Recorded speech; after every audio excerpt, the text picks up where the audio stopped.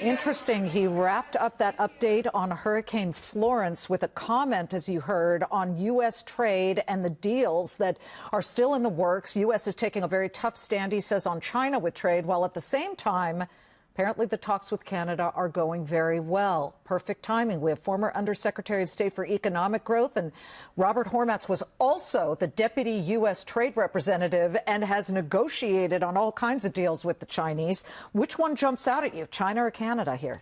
Well, they're really, in a way, linked because, first of all, I think he wants to make a deal with Canada in part for the midterm elections. A lot of farmers want to see a deal with Canada. It's a big market for American farm products and a lot of other products, so it would help him there. But also, if he really wants to focus more on China, it's good to have the Canadian negotiation behind him so that they're linked. But he clearly is now thinking about whether or not he wants to add another $200 billion worth of Chinese imports to the list. Well, it's 267, really.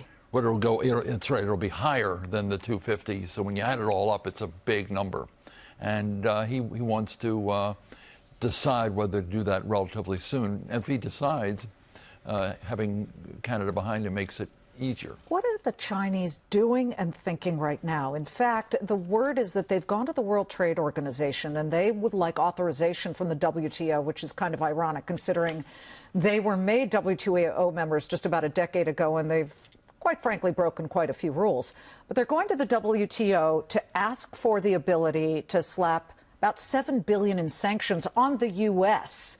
for the way the U.S. calculates anti-dumping by the Chinese. I know this sounds kind of wonky, but can you break it down in regular language for us? There are formulas for determining anti-dumping duties and formulas for determining countervailing duties, which are aimed at dealing with subsidies. And what the Chinese are saying is that in the U.S. calculation on what it will do on dumping, it has exaggerated the number and made it higher than the U.S. is entitled to charge. Has the U.S. exaggerated? Well, it's very hard to know. It's an economic calculation that I have not myself done.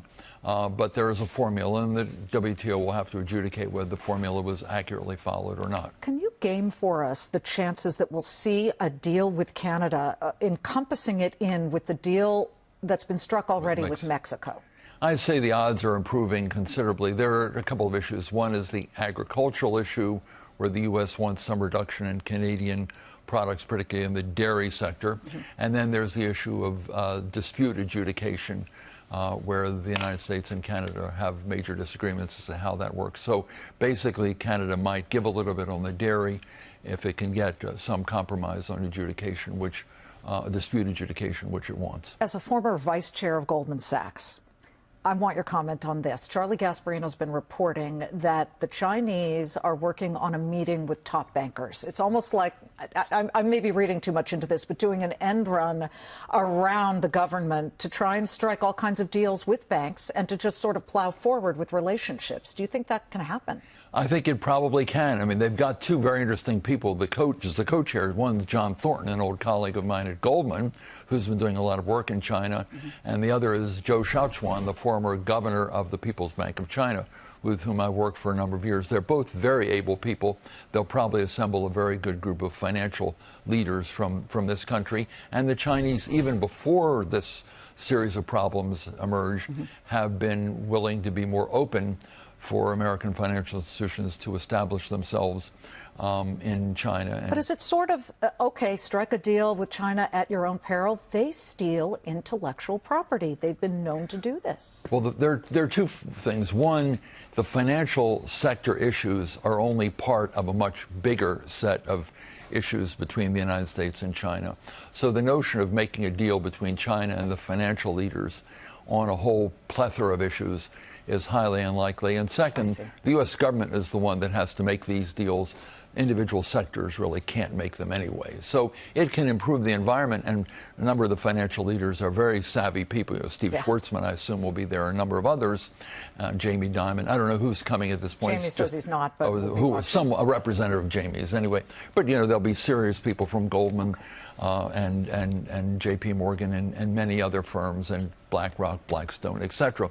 They know what's going on in Washington. They have very good connections with Washington.